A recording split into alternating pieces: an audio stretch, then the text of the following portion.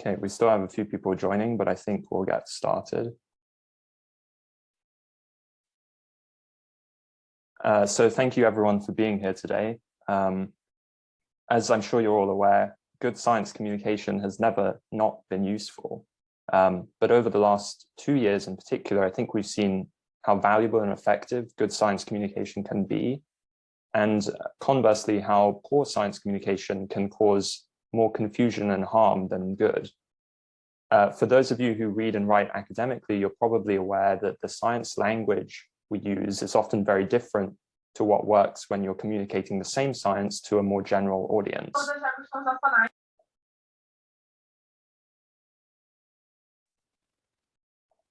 Sorry. So on behalf of the Johns Hopkins Science Policy Group, I'm delighted to welcome today Limari Morales to lead this workshop on effective science communication. Since 2019, she has been the Associate Dean for Communications and Marketing at the Johns Hopkins Bloomberg School of Public Health. And she's previously held roles at The Atlantic, Gallup, and several major news outlets.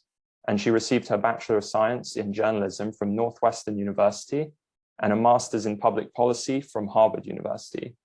So with this exceptional background and plenty of teaching experience, we're very lucky to have her here today. And we hope you'll gain a lot from this session to hone and improve your scientific communication and writing skills. Just before I hand over to Ms. Morales, I'll go over the sort of logistics for the session today. So she'll start with the presentation and we'll try to wrap that up in 45 minutes or so. And then if we have time, we'll have time for a couple of questions after the presentation, but then our aim is to move into a short breakout session by around 1 p.m. So we'll be putting you in small groups to discuss and pick out some of the principles that Ms. Morales is going to cover in a few examples of scientific writing. And we'll come back about 15 minutes, after about 15 minutes to basically recap. Because there's a lot of people will sort of ask for some volunteers to share what you discuss in your groups, and then there'll also be opportunities to share in the chat. Lastly, this is around many people's lunchtime, I'm sure. So while we would encourage you to put your video on for the breakout session so that you can interact with each other, we will forgive you if you decide to have your lunch during this session. And with that, Ms. Morales, thank you very much for joining us today, and I'll hand over to you.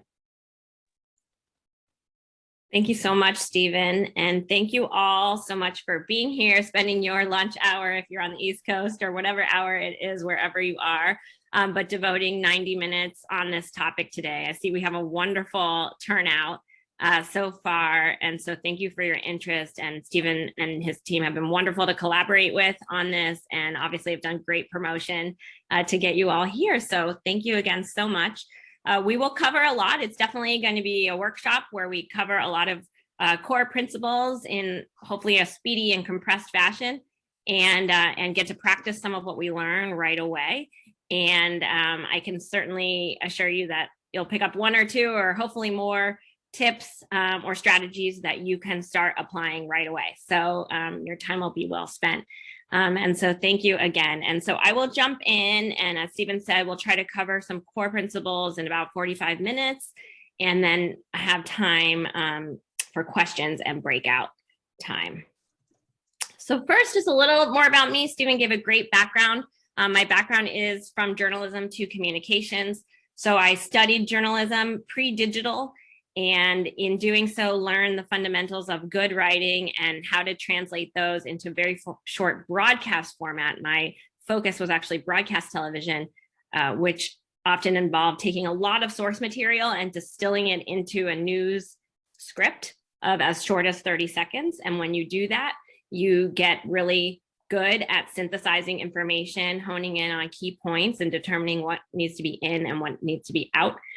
And then from there, going down the screen here, I went into television newsrooms, and I worked in national cable news and got experience writing broadcast news copy for television, which also, in addition to the synthesizing piece, you have to do it very, very, very quickly. And often even in a breaking news environment where news is coming out and you are quickly synthesizing and writing it.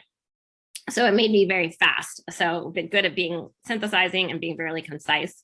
And then the world got a lot more complicated. I happened to be working in newsrooms during 9/11 and the run up toward the Iraq War and the coverage of the Iraq War. And I felt it would be helpful to add more subject matter knowledge to my journalism skill set.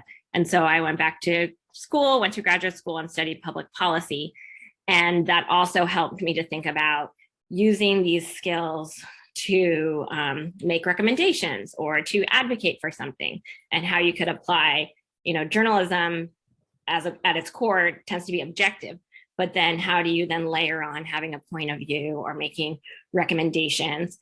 And then since then, in a very digital environment, I've applied those skills and adapted them for modern times, helping organizations share their knowledge in a digital communications environment. So I've learned all of digital related communications on the job, but where I really built my career is helping organizations that have a lot of knowledge to share to package that knowledge in a way that it can reach more people.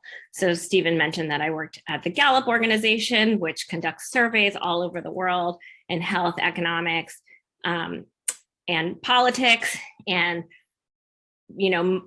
often wrote about them in a very statistician type of way, and really help them think about how to change their tone and style and format to be able to reach more people. And then I did the same in a consulting role at The Atlantic. The Atlantic being an organization that has been lauded for, starting as an old media format of a long form magazine, but finding ways to transition into shorter or different formats for a digital communications environment. And then from there, I came to the Bloomberg School of Public Health, which is a dream job to bring all of these skills and passions together. And in my role at the Bloomberg School, I lead communications and marketing efforts to establish the school as a go-to trusted source of public health information for a broad audience. And broad audience, I think, is important there because we believe that in order for public health to be successful, we need to get our knowledge and our expertise and our solutions and our recommendations to the most people possible to achieve public health improvement at scale.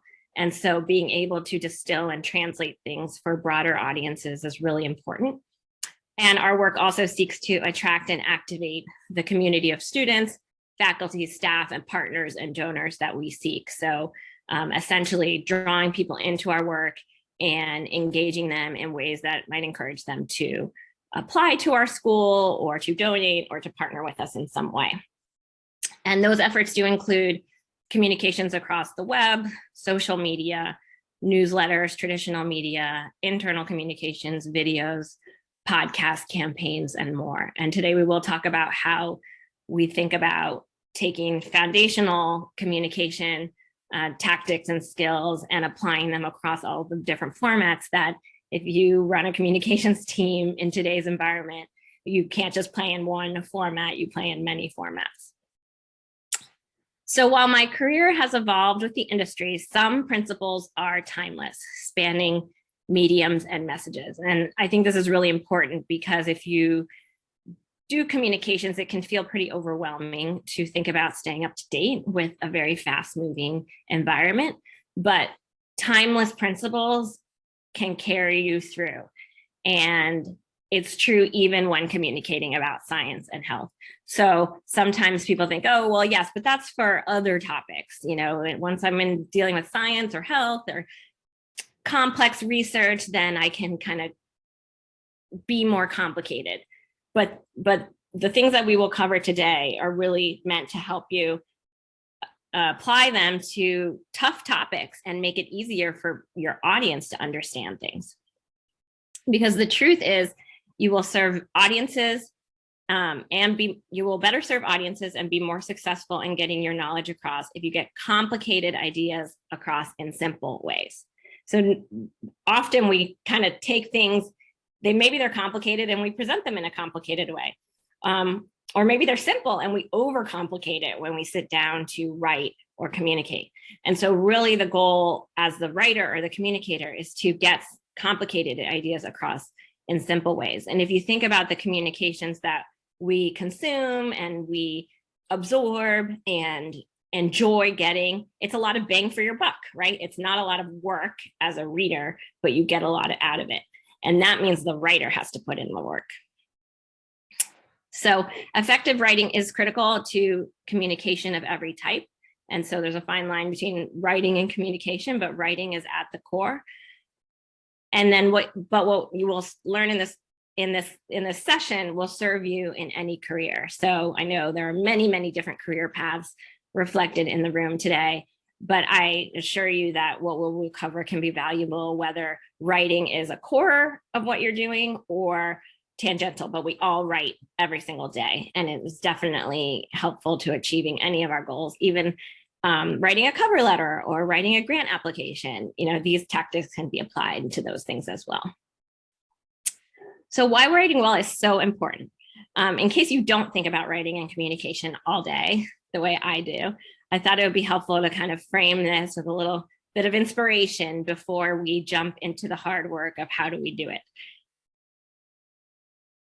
So bad writing holds us back. And this is a quote from my absolute favorite writing teacher. His name is Roy Peter Clark. He's previously of the Poynter Institute, and he has this great book called Writing Tools, 50 Essential Strategies for Every Writer. And if there were one writing book I would recommend, it is this one. It is short, it is easy to read, and it's packed full of great tips. But he writes, poorly written reports, memos, announcements, and messages cost us time and money. They are the blood clots in the body politic. The flow of information is blocked, crucial problems go unsolved, and opportunities for reform and efficiency are buried. That means that we might have the greatest ideas and the greatest solutions, but if they're poorly written, they don't go the distance or have the impact that they could potentially have. And translating what we know isn't easy. So in this quote from a professor who studies communication, he says, you can be a genius researcher and have all of the information that you want and know exactly what the truth is, and then communicating that to the public in a way that they will act on it is sometimes not as simple. And I think you all know this, which is why you're here, because figuring out the solution is one part of it, and then communicating it and getting it out to people is the next part. Good writing does take work. And this is a quote I love from Nathaniel Hawthorne, who's an American novelist. Easy reading is damn hard writing, but you can learn how to do it. And that's definitely what we want to cover today. And in this quote from William Zinsner, who's also a very acclaimed writing teacher and expert, he says, good writing is lean and confident. And that kind of just tees up a little bit of where we're heading with today's tools and tactics. The other thing is audiences appreciate the efforts. So people prefer to read and get information at a level below their capacity. Even a Harvard University professor prefers to get information without strain. And this is from Douglas Mueller, who is another person who actually came up with a system for helping newspapers to improve the readability of their content. So with that background, the goals for today, we want to cover how to identify and organize around key takeaways, how to write clearly and concisely, how to apply best practices to key formats that you might come across in today's communications environment, and critique writing examples of your choosing. And I want to thank everyone who took time to submit examples to inform today's workshop, and we have included them in the breakout discussion. And if you didn't send an example, that's fine too, because we had plenty to work with from the examples that we did get. So we'll jump through these goals. So first we'll start with organizing. And organizing is a really important part of writing. So something I say in my classes when I teach is there's a fine line between organizing and writing, and there's also a fine line between writing and editing. They are all key steps in the process. So if you were to think of it as a step-by-step process, organizing, writing, and editing are all key steps, and you ideally tackle them in that order, but they can overlap at times. So for the organizing piece, we'll start with just a 3-step process that you can think about. And I really try to be practical in all of my teaching and things that you can start putting to use this afternoon. And so this should be helpful information that won't feel like rocket science, but can really help you create a structure to creating writing or content. So the first step is to identify the key messages you want audiences to take away. Seems straightforward, but it's a step that people often skip. So you want to clarify for yourself, what are the 1 to 3 key points that you want readers to take away, and distill them each to 1 sentence.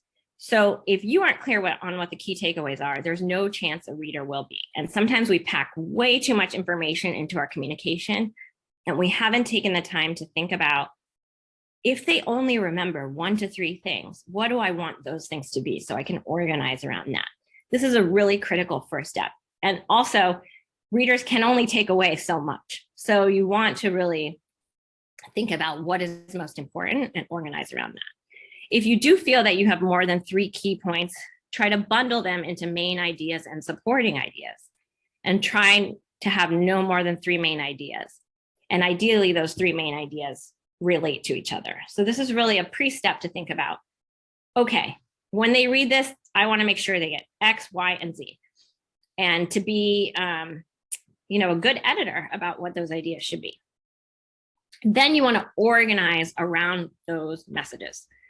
So first, you want to lead with what's most important. And so in journalism, the lead is considered the first graph, usually 1 to 2 sentences of a story. And many of you may be familiar with the phrase, don't bury the lead. And the reason is people often take what's most important and they create some sort of build up to it, or they sandwich it in the middle of the 3rd paragraph. You do not want to do that. You want to lead with what's most important. So you do not want to lead with context, methodology, or a chronological account of your thinking or process. That's kind of the way we're wired to think, in order of how information was gathered or the process we undertook to arrive at a solution, and then we put the solution at the end. We want to flip that. And then we want to put conclusions before context or findings before evidence, and really put what is most important at the top. And then you want to communicate the remaining key points in a theme or an order that readers will recognize and understand. Be deliberate in ordering by importance and connecting the dot between points. So it should be very easy to follow your thinking from one idea to the next. The reader shouldn't have to read your mind. It's better to be straightforward and very clear than to have some sort of hidden art behind how your information is organized. And importantly, remove anything that doesn't support your key points. So because you've done the work of identifying your key points, you should be able to cut things that aren't helping you communicate those key points. And this is akin to the movie analogy of the cutting room floor. And you might write something and then you might realize, hey, this isn't really supporting the key takeaways I identified. And it's okay to remove it, and editing is part of that process. And then the 3rd step, and this is one of my favorite principles, is to front load your paragraphs and sentences. So front loading paragraphs and sentences so that the most important information is at the beginning.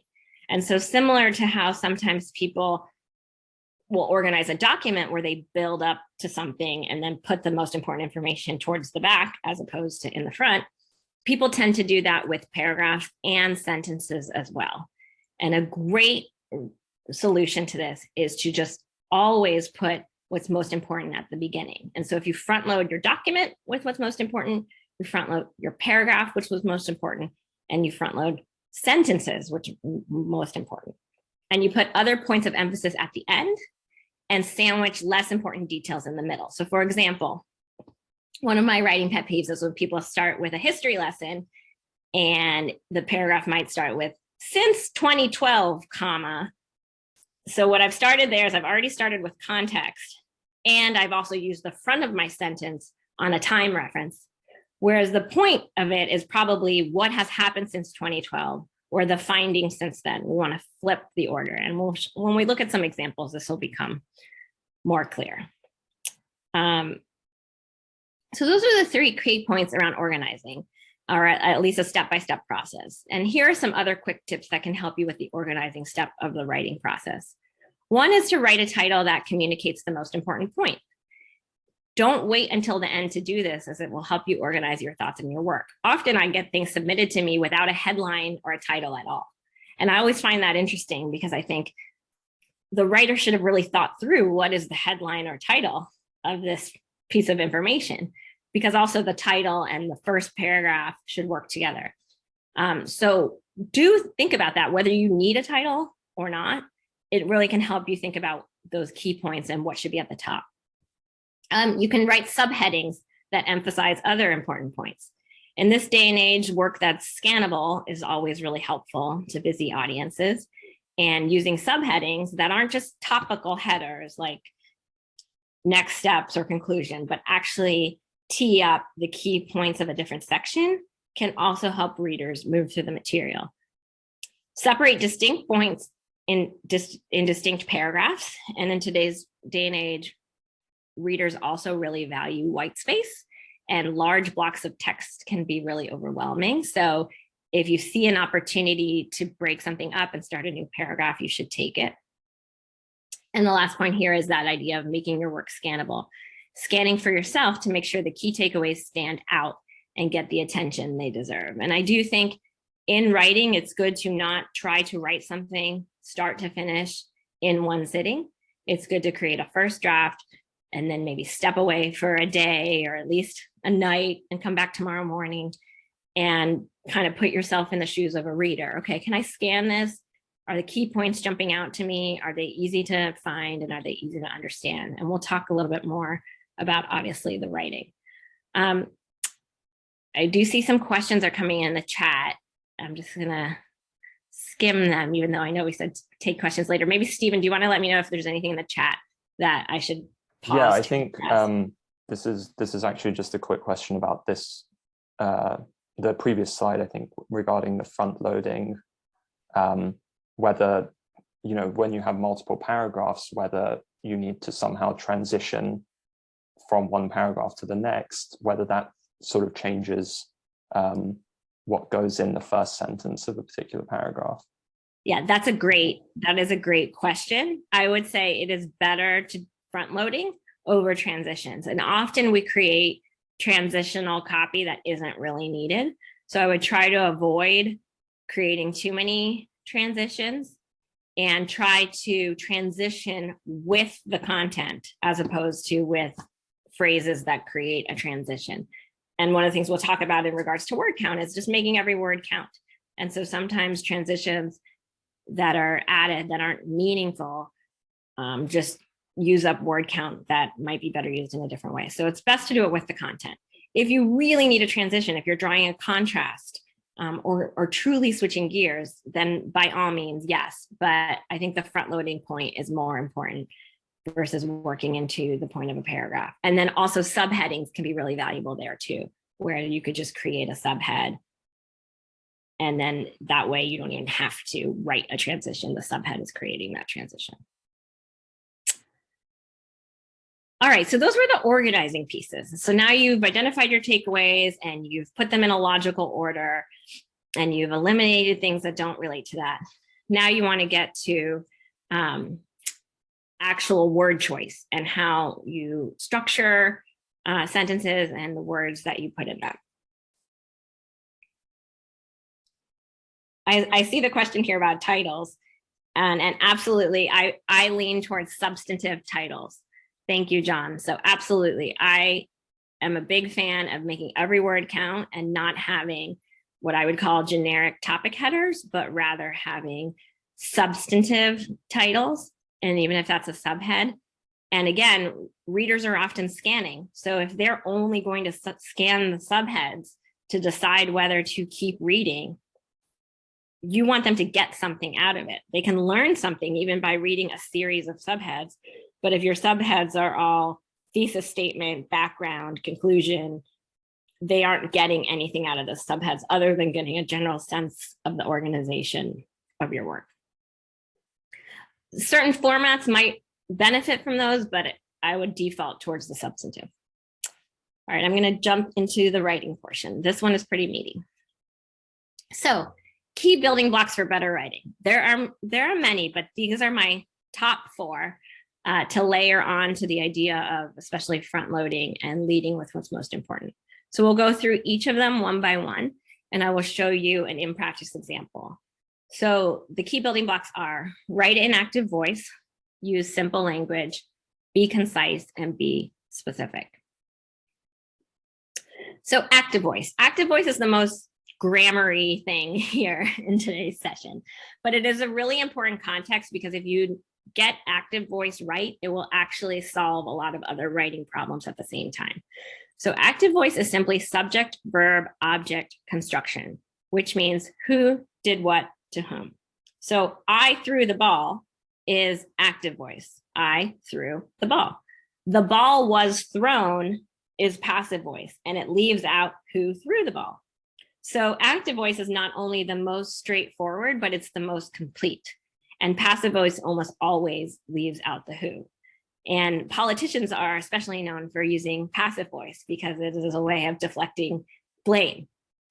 If something bad happened, but you don't say who did what, then it's a little bit more vague and unclear. So if we want to be clear, straightforward communicators, subject, verb, object, who did what. It's not the same as present tense. I put that on the slide here because the question we always get. It doesn't have to do with the tenses, it just has to do with whether you are communicating in a subject, verb, object order. And when we look at examples later, it will be great for you to analyze some of these examples to look at something that's in active voice versus something that's in passive voice. And if you can clean up passive voice, you're going to make your copy more clean and clear and straightforward. So here's an example. On the left side is the original. Families are vastly overlooked in US initiatives to promote population health and health equity, despite being the most proximal context for health across the life course. That sentence, a little bit, might have some jargon, but we'll focus on the passive voice. So in an improved version, where we flip it, US initiatives to promote population health and health equity vastly overlook families, the most proximal context for health across the life course. So US initiatives overlook families. Very clear subject, verb, object in the original versus families are vastly overlooked in the original. So that just gives you an example of how flipping it makes it a lot more clear. Now, active voice can sometimes be in conflict or contrast with our principle of front loading. And in some cases, you might decide that the object, such as families, is most important and you want to front load it and you want to make a deliberate choice to use passive voice. That is fine so long as the deliberate choice and you've said, okay, in this case, my object is more important. And so I'm going to put it first. And so the kind of quintessential example of this is if the president was shot, okay? Someone shot the president, but the president being shot, the president is the object. That is the most important. So if I was a journalist writing about that, I would probably choose the passive voice, the president was shot, and then go into more about the shooter, because in that case, the person receiving the action is more prominent or important to what we're trying to communicate than the person who did the action. So sorry for that not really fun example, but you get the idea. All right, we'll keep moving. Simple language. So write in conversational language, relating your points as you would to a friend. This is one of the easiest principles, I think, to apply because it involves stepping away from your computer and not worrying about what you're writing and just say, how would I explain this to my mom or a friend who's not in this field? And if you actually step away from your computer and write down what you would say, it usually is much more simple and straightforward than what we come up with when we put this pressure of writing on us. So we want to avoid jargon and unnecessarily complex language, and don't use a long word when a short word will do. So here on the right, the definition of jargon, which is technical terminology or a characteristic idiom of a special group or activity, or obscure and often pretentious language marked by circumlocutions and long words. That is what we want to avoid. And again, when we look at the examples, I think you'll have a keen eye towards jargon after just having this conversation. Regarding don't use a long word when a short word will do, here are some examples of overly complex words and simpler alternatives. So instead of saying accumulate, say gather, or instead of saying additional, added, apparent, clear. The list goes on and on and on, and there are lists that I can provide, but ultimately there tend to be simpler versions of these complex words. And so especially, looking for long words is a good thing that you can do as part of your editing process and seeing if there's a simpler word. And I think we tend to use more complicated words than needed because we're well educated and we're smart and we have a lot to say and we want to show off our vocabulary. But that really isn't the point of your communication. Your point of your communication, and back to the title of this talk, is getting messages across. So if you can simplify the language to get messages across, you'll be more successful. And the types of words we're looking at here, these aren't the words that are the meat of what you're trying to say. They're words that are kind of the surrounding blocks around something. So simplifying these things allows your core messages to really shine through. So let's look at an example of using simple language. On the left, the original. Data on the durability of protection offered by SARS-CoV-2 vaccines has been limited. So I would say, are there better words for durability, protection? How would I explain this in conversation? Would I actually say to a friend, data on the durability of protection offered by SARS-CoV-2 vaccines has been limited? I probably would never say that in conversation. What would I say in conversation? Maybe I would say, there aren't enough data yet to say for sure for how long SARS-CoV-2 vaccines protect. And it's the same information, same meeting, but it's simplified and more conversational. Now, any of us you might say, oh, I would never even have a conversation about this thing that I'm writing about. But ideally you would, right? If you get this communication across, maybe you're invited to do an interview, or maybe you're invited to give a speech, right? And if you can simplify the writing, probably the likelihood of you getting those invitations will increase. Next, be concise. Use short sentences limited to one main idea. Make your points using as few words as possible, and reduce word count by eliminating jargon, redundancy, and wordiness. So the first one was simplifying. Don't use a long word when a short word will do. This one is essentially use fewer words and use short sentences. Embrace the period is another thing I like to say. Short sentences, when you look at the examples in a moment, if you look at the articles that come from news organizations, you will tend to see short sentences, one idea at a time, not one extra word. And that's what you want to do. And I actually love looking for words. Anytime someone says, I can't take any more words out, I say, send it over to me. I will look and I will find some words that we can cut. And there were almost always words that can be cut. So here's an example. On the left is one sentence, 39 words. No citizen from any community, no matter how small or remote, should be without identifiable and realistic access to the benefits of public health protection, which is possible only through a local component of the public health delivery system. At this point in the talk, we're only 3 principles in. You could probably already identify maybe some jargon that could come out or other things that can be simplified. Here we'll just focus on word count. So in the improved version, cut it into 2 sentences, 19 words plus 11 words. So that's 9 fewer words total and 2 shorter sentences. So every citizen, even those in small and remote communities, should have identifiable and realistic access to public health protection. These benefits must be delivered through the local public health system. Putting it into 2 sentences allows you to really focus on one idea at a time and allow the reader to absorb one idea at a time versus trying to absorb intertwined ideas. And in this case, I thought about, okay, should we remove identifiable and realistic? But, I thought, well, maybe that's really important to those are key adjectives in terms of what's being communicated here. So we'll leave them in. But as long as you're really thinking thoughtfully about each word and we're not just cramming our sentences with extra words, but you've said each of these words matters and is the best choice and is the shortest, simplest, most concise way to explain this, then you're on your way to being concise.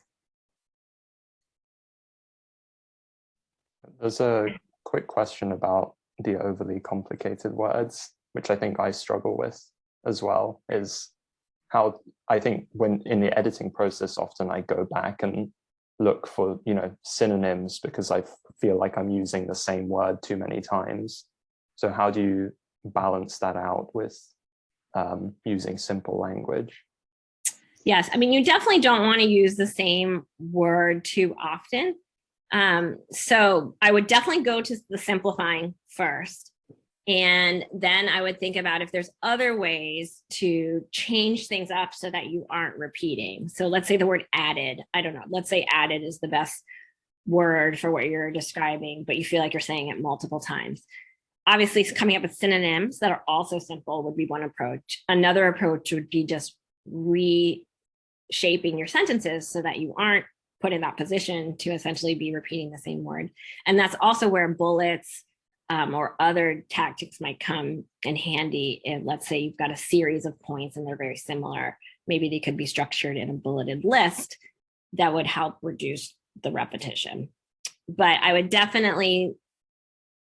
choose the simple language repeated over having more complex words just for variety.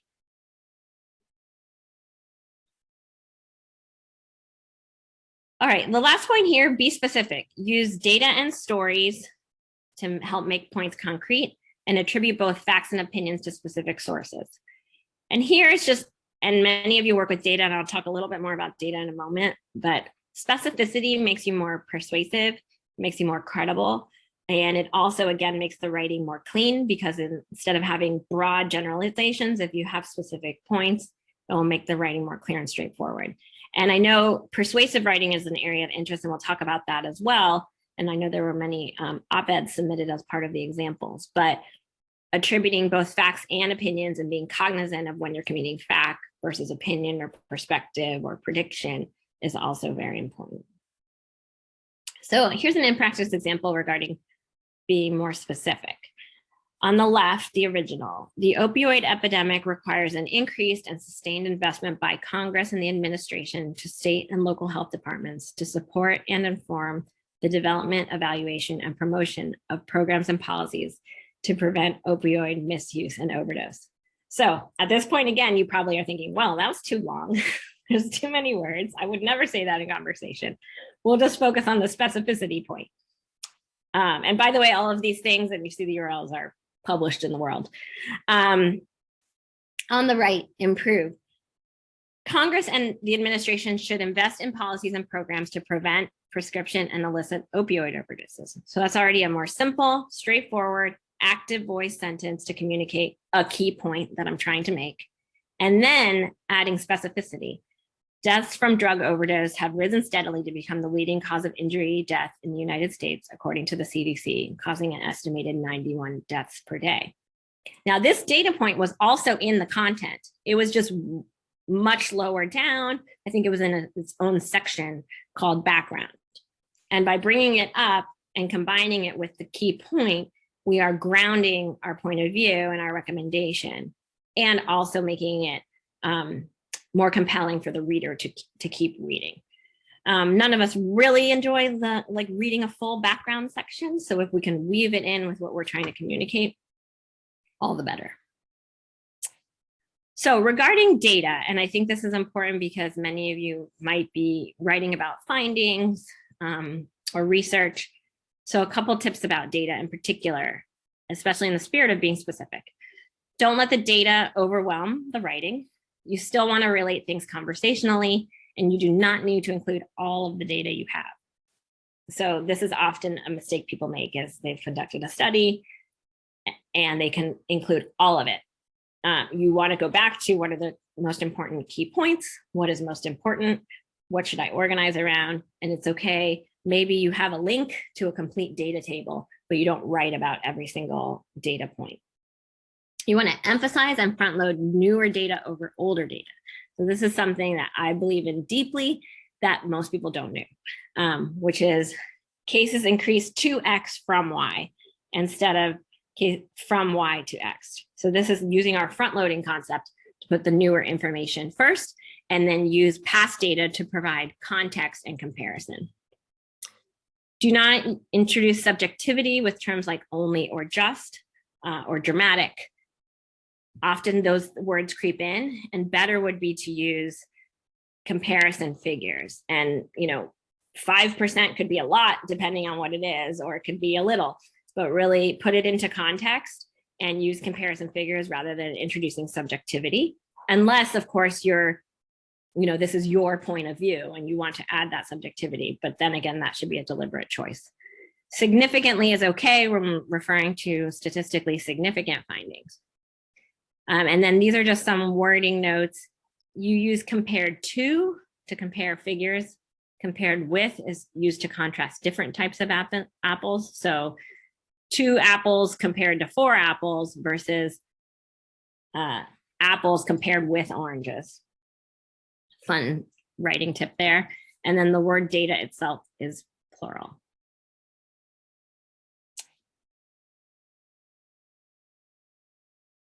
Just checking the chat. Thank you.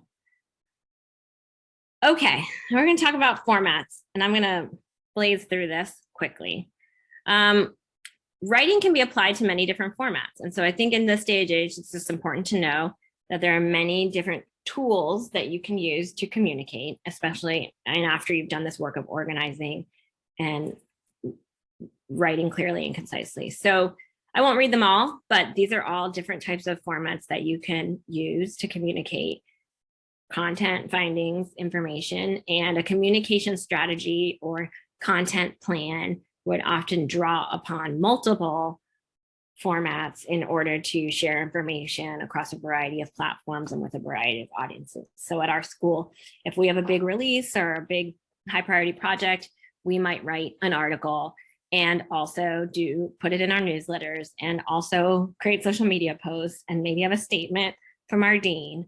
And so if you are putting together, a communication package, you can think about the role of these things. And you can also just be deliberate about what you choose to invest time in vis-a-vis the impact or benefit it can have. So, there are a lot of long papers and reports created in the world. Many writing folks believe that the longer something is, the fewer people will read it. So something to think about before you invest a lot of time in writing something really lengthy, if that format is the best match for the audiences that you're actually trying to reach and the goals that you're trying to achieve. The fundamentals still apply no matter the format. So what doesn't change? Putting the most important information first, using simple language, being concise, being specific, guiding readers from one point to the next. What might change depending on the format? Length of the piece, the use of quotations, the use of visuals, the use of a templated format such as a memo, which we'll talk about more briefly in a moment, and the inclusion of recommendations or calls to action. So these should all be deliberate choices. But one reason I love teaching the foundational tips is because you can apply them across all of these different formats. Persuasive writing. So if you are trying to persuade or convince or communicate a call to action or recommendation, does introduce additional goals and tools. So you want to clearly express your position, either in your lead or very soon after. You want to support your position with evidence from credible sources. You want to recognize and refute opposing points of view. A mistake persuasive writing can make is if there's an opposing point of view or critique that you just ignore it. But more persuasive is to acknowledge it and to refute it. Think about your audience and what's in it for them to do what you're asking them to do or to believe what you're asking them to believe, and try to get that across in the piece. And then be clear about what you want audiences to do. So, and if you have multiple audiences, audience X should do Y to achieve Z. That's an equation I like to share in class because it's very straightforward. And if you have one audience, you can build your piece around that. But if you have multiple audiences, you want to be clear about that and often name the audience by name. Students should do this, policymakers should do that, organizers should do this. So being very specific. So I know there was interest in memos and op-eds, so I just have one slide on each, and then I think we'll be going into the breakouts pretty close to the time we estimated. So policy briefing memos, and I want to be clear, this isn't about a lengthy policy memo. This is more about a briefing on a topic to communicate a recommendation. Dr. Josh Sharfstein at our school teaches a great class where he goes really deep into more complex policy memos with pros and cons and options. This is more if I was giving someone a 1 to 2 pager on a policy topic and I wanted to communicate recommendations. They are for busy audiences who want key information in a succinct format. They often use a templated structure like the one on the right here. They generally include subheadings and bullets for easy scanning, and they should include clear calls to action or recommendations. And then op-eds. So what makes an op-ed different than a basic article or a report? Generally, it has a clearly defined point, one key point it's trying to get across, and a clearly defined point of view. It represents clarity of thinking attributed to the authors, and it contains a strong, unique voice of the writer or writers, and it usually has a strong opening or ending. In the example I have here is one from the history books of the pandemic, which was a op-ed written by the directors of our Center for Health Security at the School of Public Health on March 2nd, 2020, how to confront the coronavirus on every level. And it literally, and if you look this up, we can share this.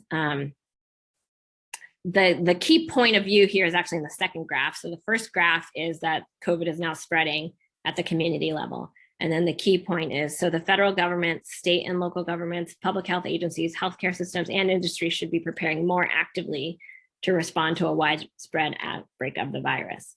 And then each paragraph is literally saying what each of those audiences should do.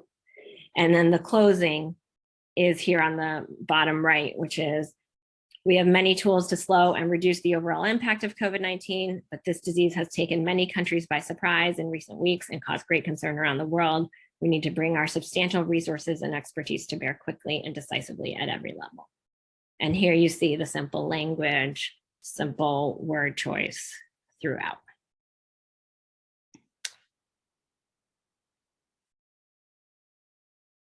All right, so we did have a pause here. I think we're doing pretty good on time, Stephen.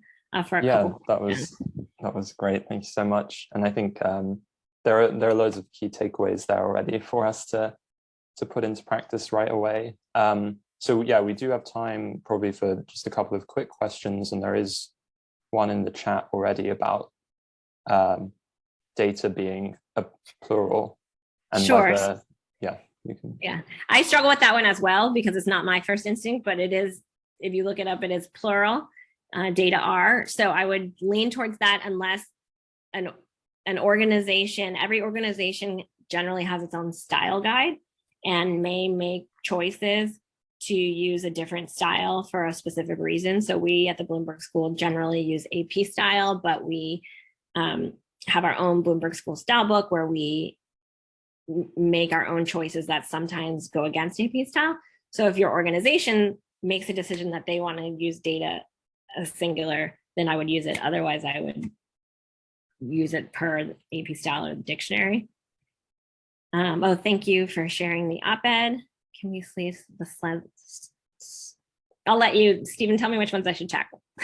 Yeah, sure. I think, yeah, we can address this one on, I mean, I guess it applies to scientific papers, but also to any kind of thing where you're citing sources. How, you know, if you're making a point in multiple sentences, where you put the citation, you don't want to put it multiple times. So how you get around that? Sure. So journalistic style is to attribute within the copy. So I get this question a lot. So journalistic style, you never see footnotes in a news article. So you attribute in the copy, which is essentially according to X. And I like to put that towards either in the middle or the back of the sentence. So I front load the key point, and then according to is either the second half of the sentence, or maybe it's in the middle, and then you proceed to another point.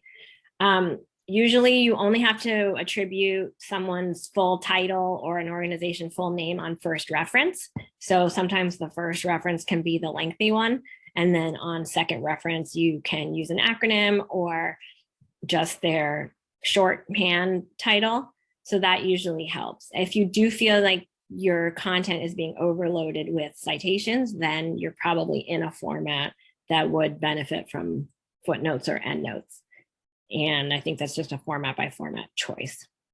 You could also do like a sidebar could be helpful, or a kind of bulleted section on key sources or something like that. I can go back to slides 1 through 3. I'd love to answer a specific question about that. And Nelson from my recent class, thanks for joining us. I don't have too many formats on long reports, but I would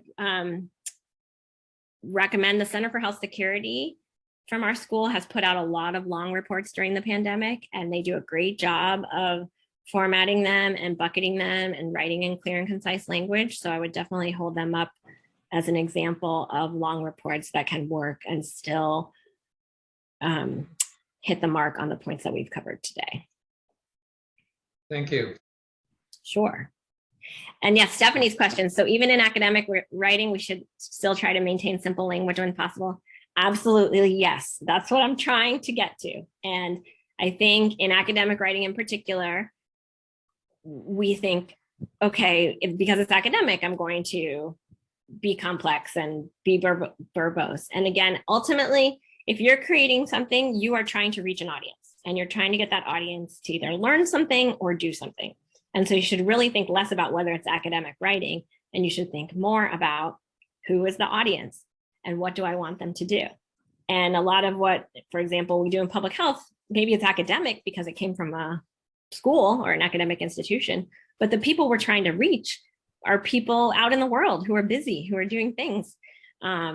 And so making it easy for them to consume is going to be more successful. And I'll point you to our Bloomberg School Instagram account, which has been incredibly successful during the pandemic, distilling information into short, concise, and often funny formats. And we've just gotten a ton of not only great feedback, but also we see people sharing the content, and it's making people consume public health information that they might not otherwise have engaged with.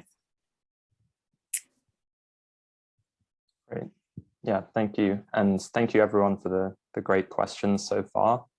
So I think what we'll do now is move